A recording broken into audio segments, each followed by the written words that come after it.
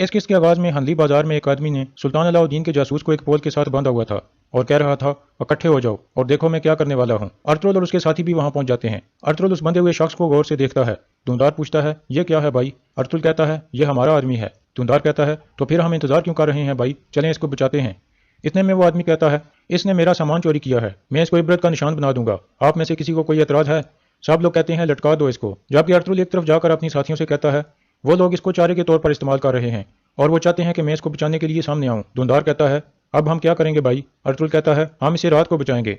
ये कहकर वो एक तरफ चले जाते हैं। दूसरी तरफ सिमन भी ऊपर खड़ा होकर सब कुछ देख रहा था, लेकिन वो देखता है कि अर्तुगरुल आराम से घूम फिर रहा था। इतने में उराल भी सिमन के पास पहुंचता है। सिमन कहता है, ऐसा लगता है अर्तुगरुल अभी भी हमारे कदमों में है। फिर सिमन उराल को एक जहर वाली शीशी देता है और कहता है, अब तुम्हारे लिए साबित करने का वक्त है। उराल कहता है, मैं अपने रास्ते में आने वाली रुकावट टोकटामिश को आज रात खत्म कर डालूंगा और फिर हम दोनों सही सिमत में चल पड़ेंगे। फिर वो दोनों अपने अपने हाथ पर थूक कर आपस में हाथ मिलाते हैं, जो दोस्ती और वादे पर कायम रहने का इशारा था। फिर सिमन कहता है, वीनस के ताजर बहुत जल्द यहाँ आने वाले हैं, क्या माल तैयार है?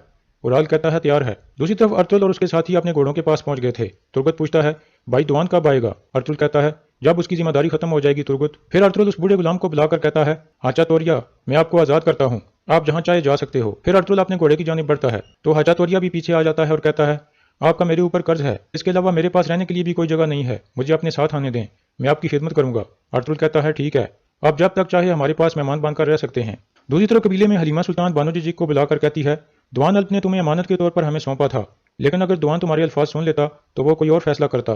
बानो जीजिक कहती है, मैं अपने अल्फाज पर कायम हूँ। 2 साल गुजर गए हैं हलीमा सुल्तान, अर्तुगरुल भाई ने उसे एक जिम्मेदारी पर भेजा है, लेकिन उसकी कोई खबर नहीं है। मैं जानती हूँ दुआन वापस नहीं आएगा। ये सुनकर हलीमा खातून खड़ी हो जाती हैं और कहती हैं, जब दुआन की जिम्मेदारी खत्म हो जाएगी तो वो वापस कबीले में आ जाएगा, तब तुम अपने अल्फाज पर पछताओगी। बानो कहती है, अर्तुगरुल साहब उसके बारे में कुछ बता ही नहीं रहे, मुझे लगता है कि उन्होंने मेरे हीरो को हमेशा के लिए भेज दिया है। ये सुनकर हलीमा गुस्से में आ जाती है और कहती है, बहुत हो गया, मैं तुम्हें इन वसवसों की वजह से कबीले को जहर आलूद नहीं करने दूंगी। अगर तुमने अपने वसवसों पर काबू ना पाया तो मैं तुम्हें अपने हाथों से सजा दूंगी। अब तुम जा सकती हो। फिर बानो बाहर निकल जाती है। इतने में अर्तुगरुल और उसके साथी कबीले में पहुंच जाते हैं। कबीले का ढोल बजता है। ढोल की आवाज सुनकर हलीमा मुस्कुराते हुए कहती है, वालिदा अर्तुगरुल आ गए हैं। बाहर कबीले के लोग भी इकट्ठे होने लगते हैं और खुशी से उनका इस्तकबाल करने लगते हैं, क्योंकि उन्हें उम्मीद थी कि अर्तुगरुल उनके लिए ढेर सारा अनाज लेकर आएगा। लेकिन फिर वो देखते हैं कि अर्तुगरुल बहुत कम अनाज लाया था। ये देखकर वो गुस्से में आ जाते हैं और कहते हैं, ये क्या, इतनी थोड़ी सी गंदम? एक आदमी अर्तुगरुल को कहता है, हमने कई दिन पहाड़ों में गुजार कर शिकार किया और उन खालों के बदले में आप ये थोड़ी सी गंदम खरीद कर ला सके हो। अर्तुगरुल कहता है, और भी गंदम आएगी कारा साहब, आप परेशान ना हो, पहले हमें सांस लेने दें, फिर बात करते हैं। फिर एक और आदमी बोल पड़ता है और कहता है, और कितना सब्र करें हम सरदार, हम और नहीं बर्दाश्त कर सकते। ये देखकर वो बूढ़ा आदमी हाचा तोरिया बोल पड़ता है और रोते हुए कहता है, मुझे माफ कर दें, अर्तुगरुल साहब ने सोना देकर मेरी जिंदगी बचाई है, इसलिए वो ज्यादा गंदम नहीं ला सके। ये सुनकर कबीले के लोग और ज्यादा गुस्से में आ जाते हैं। फिर हाचा तोरिया कहता है, लेकिन मैं एहसान का बदला चुकाऊंगा। लेकिन कबीले के लोग उसकी बात नहीं सुनते। फिर वो अर्तुगरुल के पांव पकड़ लेता है और कहता है, मेरी वजह से आपके साथ ऐसा हो रहा है, काश आप मुझे उधर ही मरने के लिए छोड़ देते। फिर मामसी उसे पकड़कर पीछे हटाता है। कबीले का एक आदमी कहता है, क्या ये सच है अर्तुगरुल साहब, आपने हमारा सोना इस बूढ़े आदमी पर लगा दिया है? हमारा सब्र जवाब दे गया है, आज रात हम जिरगा बुलाना चाहते हैं। अर्तुगरुल कहता है, कब से आप लोग रिज्क के पीछे भागने लगे हो? रिज्क सिर्फ अल्लाह देता है। ये हाचा तोरिया अल्लाह का मेहमान है और अल्लाह का मेहमान अपने साथ 10 रोटियां लाता है, एक खा लेता है और 9 छोड़ जाता है। आप कब से अपने खुदा को भूल गए हो? जिरगा नहीं बुलाया जाएगा, मैं किसी को भी कबीले में मुश्किलात पैदा नहीं करने दूंगा। फिर अर्तुगरुल घोड़े से उतरता है और अपने खेमे की तरफ बढ़ता है। अंदर पहुंचकर वो अपने बेटे गुंदुज को देखकर खुश हो जाता है और उसे उठाकर गले लगा लेता है। इतने में हाइमा खातून और हलीमा भी आ जाती हैं। हाइमा खातून कहती हैं, बेटा तुमने जिरगा बुलाने से क्यों मना किया? अर्तुगरुल कहता है, मैंने जिरगे से मना नहीं किया वालिदा, बल्कि मैंने उनको इकट्ठा होकर लोगों को भड़काने से मना किया है। हाइमा खातून कहती हैं, लेकिन तुम ये बात जिरगे में करो और एक सरदार यही करता है। यह सुनकर अर्तुगरुल गुस्से में आ जाता है। हाइमा खातून, इस कबीले का सरदार मैं हूं, तो मैं फैसला करूंगा कि कब जिरगा बुलाया जाए।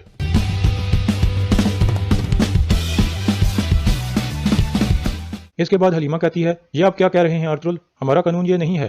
अर्तुगरुल गुस्से में कहता है, मेरे हुक्म पर क्यों सवाल उठाए जा रहे हैं हलीमा सुल्तान? एक सरदार के अल्फाज आखिरी होते हैं, क्या ये हमारा कानून नहीं है? अगर मैं इस कबीले का सरदार हूं तो फैसला भी मैं ही करूंगा।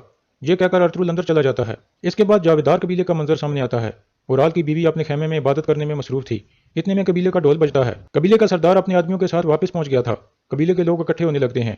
उराल की बीवी फौरन इबादत रोककर सामान अंदर रख देती है और बाहर निकल आती है। फिर सब लोग घोड़ों से उतरते हैं। कबीले का सरदार जंदार कहता है, टोकटामिश साहब, आज रात खाने पर आपको मेरी दावत है, हम वीनस के लोगों को कालीन बेचने के बारे में बात करेंगे। टोकटामिश कहता है, जैसे आपकी ख्वाहिश सरदार। फिर जंदार कहता है, चोलपन खातून, आज शाम के खाने पर मेहमान आएंगे, आप इसी लिहाज से खाना तैयार करवाओ, कोई कोताही नहीं होनी चाहिए। चोलपन कहती है, ठीक है सरदार। फिर चोलपन अपनी नौकरानी को हुक्म देती है, तुम खाना तैयार करवाओ। اس کے بعد وہ اپنے خیمے میں جاتی ہے۔ اورال اسے کہتا ہے بابا کو ہر چیز کا پتہ چل گیا ہے، اب سے میں کسی کو بھی سکون سے نہیں رہنے دوں گا۔ چولپن کہتی ہے آپ کے خیال میں کس نے آپ کے بابا کو بتایا ہے؟ اورال کہتا ہے ٹوکٹامش نے۔ پھر اورال زہر کی ایک شیشی نکال کر چولپن کو دیتے ہوئے کہتا ہے آج رات کے کھانے کے بعد ہم اسے دفن کر دیں گے۔ چولپن شیشی لے کر کہتی ہے بس کام ہو گیا، جو بھی آپ کے سامنے کھڑا ہوگا وہ ڈوب جائے گا، اب ہمارا وقت ہے۔ اس کے بعد رات کا کھانا شروع ہو جاتا ہے۔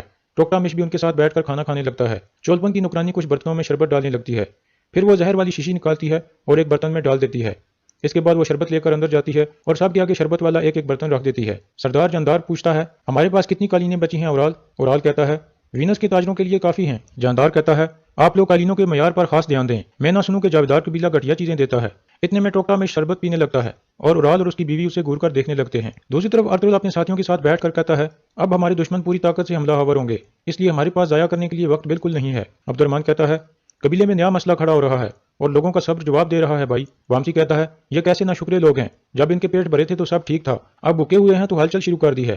ترگت کہتا ہے وہ 2 سالوں تک ٹھیک رہے ہیں بھائی، ایک اچھی تجارت لوگوں کو امید دلائے گی۔ پھر ارطغرل کہتا ہے میں نے سنا ہے کہ وینس کے لوگ کچھ قالینیں خریدنے کے لیے ہنلی بازار میں آ رہے ہیں، فوراً قبیلے کی تمام قالینیں اکٹھی کر لو، یہ ذمہ داری عبد الرحمن اور دندار کی ہے۔ پھر ترگت پوچھتا ہے اگر وہ سلطان کا آدمی مر گیا تو کیا ہوگا بھائی؟ ارطغرل کہتا ہے ہمارے پاس اور کوئی راستہ نہیں ہے، ہم ہر حال میں اسے زندہ یا مردہ اس بازار سے نکال کر لائیں گے۔ ترگت دندار کہتا ہے یہ تو بہت مشکل کام ہے، ہم کیسے کریں گے بھائی؟ ارطغرل کہتا ہے کیا تم جانتے ہو بھیڑیا اپنے شکار کے لیے کیسے جال بچھاتے ہیں؟ یہ سن کر سب مسکرانے لگتے ہیں۔ اس کے بعد ارطغرل انہیں اپنا سارا منصوبہ بتاتا ہے۔ دوسری طرف سمن اپنے ساتھیوں سے کہتا ہے ہم نے سلطان علاء الدین کے آدمی کو پکڑنے کے لیے ایک جال بچھایا ہے اور چارے کے طور پر اس جاسوس کو بازار میں پول کے ساتھ بندھا ہوا ہے، لیکن یاد رکھنا ہم نے اسے زندہ پکڑنا ہے۔ دوسری طرف ارطغرل حلیمہ کو کہتا ہے رات کو میں سپاہیوں کے ساتھ شکار پر جاؤں گا، مجھے امید ہے کہ اللہ کی مدد سے سب اچھا ہوگا۔ حلیمہ کہتی ہے انشاءاللہ، اللہ کرے کہ آپ کا تیر سیدھا شکار کو لگے اور پھر آپ قبیلے کے لیے اناج لا سکیں۔ اس کے بعد ارطغرل باہر نکل جاتا ہے۔ دوسری طرف ارطغرل کے سپاہی بھیڑیوں کی کھالیں پہن رہے تھے کیونکہ یہ ارطغرل کا ایک منصوبہ تھا۔ اتنے میں ارطغرل بھی وہاں پہنچتا ہے اور وہ بھی بھیڑیے کی ایک کھال پہن لیتا ہے۔ اس طرح وہ تینوں روانہ ہونے کے لیے تیار ہو جاتے ہیں۔ ارطغرل کہتا ہے بھیڑیے دھندلے موسم کو پسند کرتے ہیں، چلو میرے جنگجوؤں، جنگ ہماری ہے اور جیت اللہ کے ہاتھ میں ہے۔ اگر آپ نے ہمارا یوٹیوب چینل سبسکرائب نہیں کیا تو سبسکرائب کریں، بیل آئیکن پر ضرور کلک کریں۔